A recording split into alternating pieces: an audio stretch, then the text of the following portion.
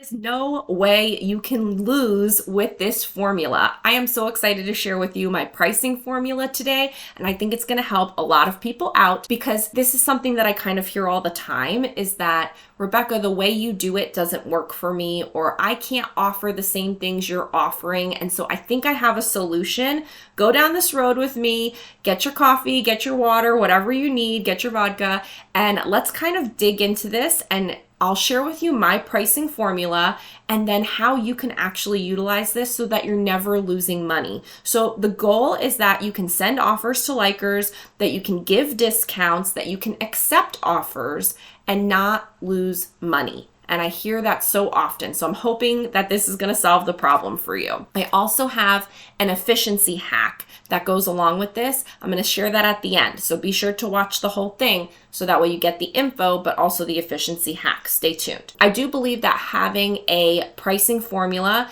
is one of the best ways to make more money on Poshmark because you're already doing all of these things. And if only they worked together, you would unlock the ability to make more money. And I know that that sounds like a lot of frou-frou, like, oh, it's magic, just do it this way. But like, it really is the truth. When I started having a more uniform system for my Poshmark closet and my operations and my pricing formula specifically, when everything I was doing worked hand in hand, that is when I started making more money, more profit, and more sales overall. So, and obviously we want both. So for me, I only source items that fit into my pricing model, my pricing formula, and that has the buy cost that allows for it. And we're going to get into the details. My business operations and my sales generating activities that I do work within this formula as well. So these are just kind of some of those tidbits that I want you to know as we dive in. Now, I have a really kind of like juicy example. It's easy to understand. I'm going to share that with you coming up. But first, I want to tell you about our sponsor. Thank you so much to Vendoo for sponsoring today's video. Vendoo is not just for cross-posting, and I know many of you out there think, well, I'm just a Poshmark seller. I don't really have a need for Vendoo because I'm not cross-posting on other platforms. But let me tell you, two of my most favorite features about Vendoo have nothing to do with cross-posting. They are labels, which I've talked about in the past. Labels are great to track your inventory and the performance of sources, or just to keep track of things within your inventory overall. And that has nothing to do with cross-posting. And then the other thing that I like is the bulk delisting and relisting feature, because that makes delisting and relisting on Poshmark, which is so important to an overall strategy, way faster than doing it on Poshmark. Like, yes, you can do it on Poshmark, but when you do it with Vendoo, it's like, I don't know the amount of times faster that it is, 10 times, 20 times, I don't know, but it's faster. And it's the only way I do it now. And I've used Vendoo now for years to cross-post, to just kind of be my reselling hub to where I make new drafts and I have my virtual assistant make new drafts. Cross-post, as I said, relist, delist, manage my inventory, track all the inventory and analytics, use the labels. Like, there's so many great features to it, and I've been using it for quite some time. I would love it if you gave it a try. And if you do, you can go ahead and use that link down below that I have for you. That's going to get you a trial, and it's also going to give you 30% off your first paid month. So check out that description down below. Okay, now let's get into this example so that you can be making more money on Poshmark by having and utilizing a pricing formula. So there are 4 points that I need to make real quick, kind of like general statements before we get into the example. The first point is that I only buy items that I can sell for $50 or more. So you can substitute whatever amount you want. But for me and for this example, I'm going to use 50 because that's what I'm currently doing. When I first started to make everything uniform, it was $35. So when I first started kind of paying attention to all of this, it was a $35 listing price. Now, since I had success with it at $35, I've bumped it up to $50. So I don't list it unless I can list it for $50. Point number 2, I know that I will accept or send offers up to 50% off. So I already have an idea in mind of what it's going to be listed at. And then I already have an idea in mind of what potential discount is going to be my rock bottom. And that gives me kind of like my worst case scenario. And that helps us build this formula. Point number 3 is that I want to make a minimum of $8 profit on an item. Now, again, this is the worst case scenario. The worst case scenario doesn't happen all the time. It's not every single sale. It's just the worst possible scenario again. So $8 profit is my worst scenario. Notice that it's not break even. Notice that it's not I'll only lose a few dollars and get rid of this item. No, my worst case scenario is that I make $8 profit and then it only gets better from there. Number 4 is that my buy cost for an item, or my average cost of goods for that item, needs to be $10 or less so I can make the profit that I want based on the prior points that I just said. So if I list it for $50, I know I'm going to be sending up to 50% offers or accepting up to 50% offers. The minimum I want to make in profit is $8. So with those things in mind, I can only buy for $10 or less on an item. Now I'm going to go through the full example, but those are the main tenets or the main points of what formulates the formula. So example number 1, I buy an item for $5. I list the item for $50. It sells on a 50% offer to likers. So that means that the item sold for $25. And so if you take out the Poshmark fee and then take out the shipping discount, my earnings are now $18. So because I bought it for $5 and my earnings are $18, my profit is $13 on this item. And that amount is perfectly acceptable to me. I actually make a little bit less because I have a virtual assistant, a storage unit, and a photographer, so I build in those costs as well. But just giving you the basic item cost because you may not have the same costs as I do, like a VA, a photographer, and a storage unit. So for you, if you buy an item for $5, list it for $50, sell it for $25, get earnings of $18, you've ended up with $13 profit. If that's acceptable for you, that model works, but you have to figure out all of the sides, right? Like that's just one scenario. That's one example. What if we paid more for the item? What if it sold for a different discount off? So there's things that you need to think about. So I have some additional outcomes to share with you so you can see how this works in actual practice. If I bought this item for $10 and I still sold it at 50% off, then I would make $8. That would be the worst case. So I bought it for $10, which is the limit to my buy cost. I cannot buy things more than $10. So if I bought it for $10, I list it for $50, it sells at 50% off, that puts you at $25. The earnings on that are $18 and I paid $10. So now I'm only making $8. That's the worst of it. So it's not losing money and it's not breaking even. And those are the two things that I hear from people so often when I talk about, well, I buy things for this and I sell it for this, and these are my sales, and this is how you should get better items. This is what I hear all the time is, I can't do what you're doing. I can't send 50% offers. I'm going to lose money. Well, if you have a pricing model like this, you will have accounted for it all. And so you won't lose money. Now, if you have things, I have a few more outcomes, but if you have things that don't fit this model, but you're choosing to move into this model, you need to make a few adjustments and decisions. You need to say, am I going to take them out? Or can I reprice them in a way where they can now fit this model? Or am I going to sell them in a different way? Or am I going to sell them first and then I'm going to move to the new model? So there is going to be a little bit of a transition kind of sticky period where you need to kind of decide how that's going to work for your unique situation. But in general, the pricing model works because it has your upper limit, your lower limit, it has the sides of the box on, the top of the box on. And so if you're okay with that worst case scenario, like for me, it's $8 profit is the worst case scenario, then that's it. And that's the worst case. It's not the one that happens most often. So let me continue.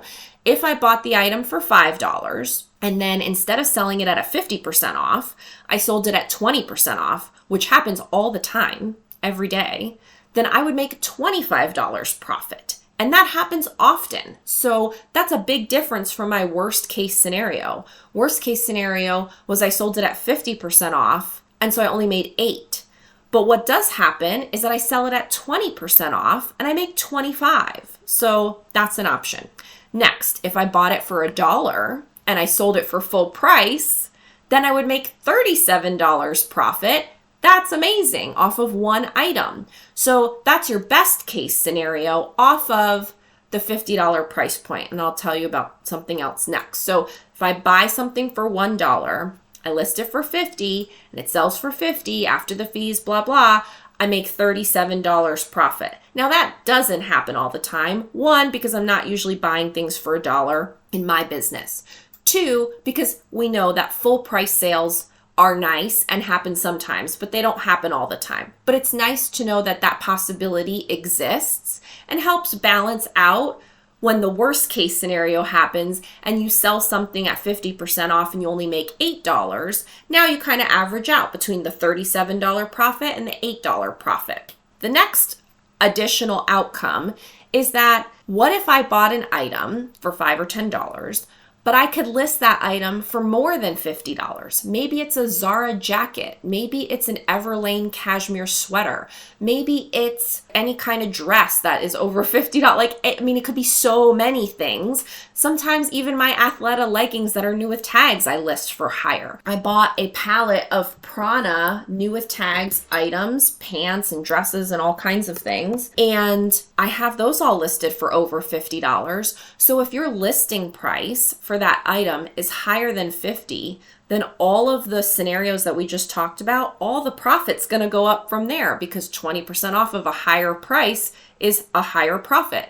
Even 30 and 50% off of a higher listing price is higher profit than what we just talked about. So the idea of having items that have a floor of $50 listing and to go up from there only raises it up and only makes me more money. So again, your listing price floor doesn't have to be 50. It could be 35. You can make it whatever works. The idea is that you have a uniform pricing model with all of these rules in place so that everything fits, and then you can use all the tools in your toolbox that Poshmark gives you or Vendu gives you or Posher VA gives you to make more sales in this way.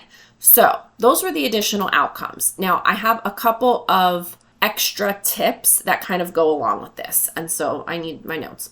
If I can't list the item for $50, then I don't buy it because it wouldn't follow my formula and it wouldn't allow me to hit the profits that I'm looking for.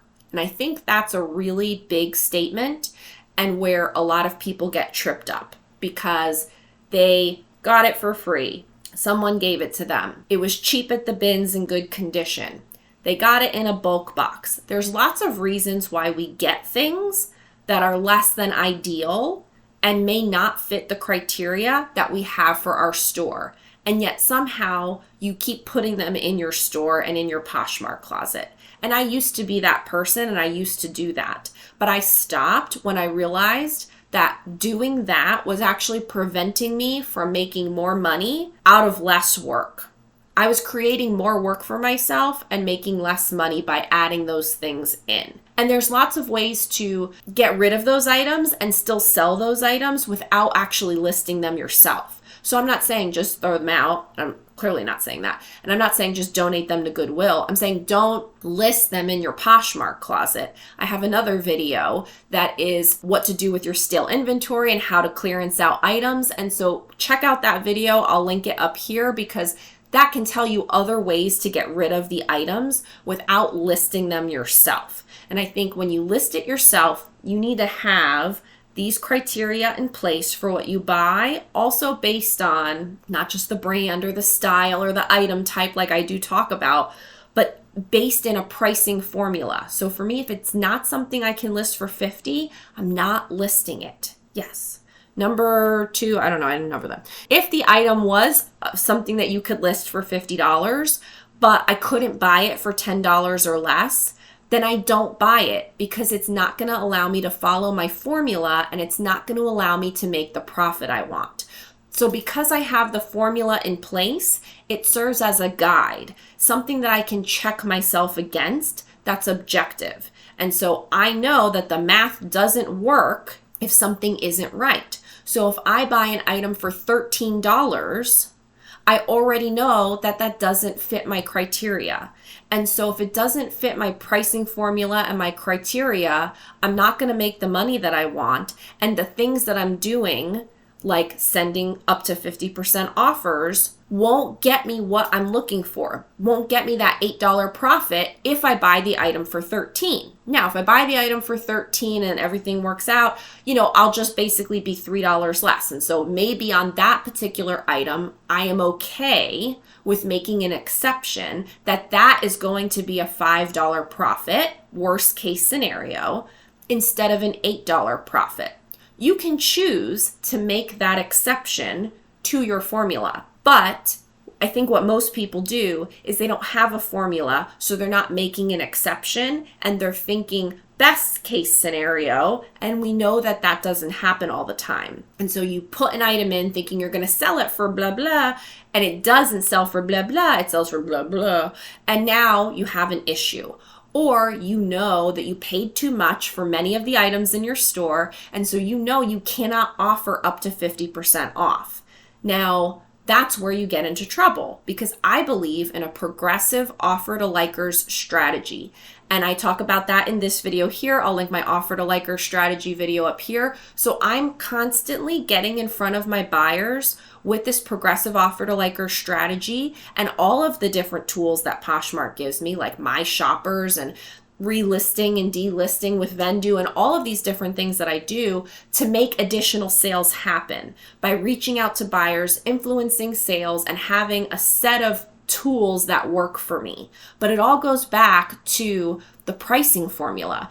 If I don't buy something at the right price, to list it for a certain price, to allow for a certain amount of discounts, the whole thing goes out of whack. So that's why having all of these limitations in a good way allows you to focus on making money in a certain way. So the next point is having a formula is the best thing you can do for your business because you'll always make the numbers you want if you stick to it. And that's what I was just basically saying. It's what happens all the time. So you won't be in a situation where you say, Rebecca, I can't send out 50% offers because I won't make any money. You won't be in that situation if everything you put in your store follows the formula that allows for 50% offers. And again, you might be in a transition period if you're moving to this where you have to figure out what you're going to do with the stuff that's already there. But you can work through that. You can make choices to scroll through your Poshmark closet, and once you go through it, if everything falls under your buy cost limitation, if everything falls into your listing price limitation, and everything can get the discount limitation, for me it's 50%, if everything can accept and absorb that and you can still make the money that you want, your minimum profit worst case scenario, now you are in a place where everything is working for you cohesively. And that's where I'm at. So it's really good to kind of start thinking about it, set up these limitations, start putting things in that are meeting these requirements, and then you can deal with the sticky rest of the stuff that kind of doesn't fit and figure out what to do with that. So you get to the point where everything is on point and now you're just full speed ahead. And I don't think about these things anymore because it's all just second nature. So all of this already just kind of like, it's passive for me. I know what my buy costs are. I know what my discounts are. I know what my selling prices are. And so it just all fits in. And then I can do all my sales generating activities like my shoppers, offer to likers, comments, sending them out, bundles, likes, like all the different things that you can do. They all just kind of fall into place for me. So I have final thoughts and I'm just going to read it real quick because I already wrote it and I want to make sure that it makes sense for everyone. The formula is even better because it adds significant efficiency to my business. If I didn't follow the formula and my buy costs and selling prices were varied and not uniform, then the uniform offers couldn't be sent because some items it wouldn't work with and I wouldn't make the profit that I wanted.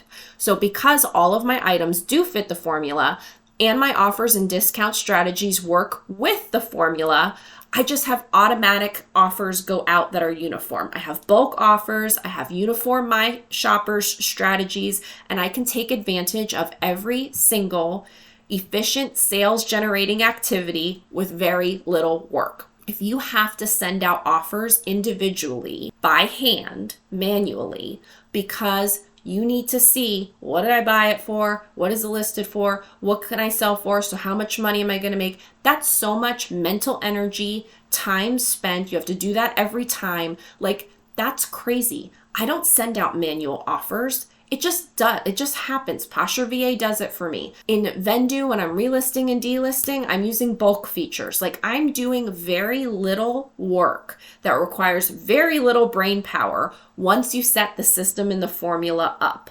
And for me, that is very freeing. And if you are a part-time person and a full-time mom, or I'm usually not a part-time mom, but you know what I mean? You might have all kinds of different things going on, different from me, but you have things in your life. You should not have to have reselling take up every single crevice of your mind at all times of the day. It's too much. It's too much. Don't do that to yourself. You should be able to set everything up with a formula, only put in the things that make sense for that formula, only do the activities that work with that formula, so that then everything is on autopilot from there. I wish that for you. I wish you so many sales, and I hope that you will put whatever questions you have about this pricing formula down in the comments below so I can make additional content to help you with it, because I think thinking about it in this way will really help solve some of the problems that I hear out there where people are like, I can't send those kinds of offers. I can't take advantage of Posture VA offer to likers. I can't do this. I can't do that because I'm afraid I'm going to lose money. This solves all of that for you. Thanks so much for watching, and thank you so much to Vendoo for sponsoring today's video. Again, please go ahead and check out that link in the description below. You can get a free trial with Vendoo with 5 listings a month, and when you sign up for a paid month, you get 30% off using that link down below. I'll see you in the next video. Make sure you watch whatever comes up next. Bye!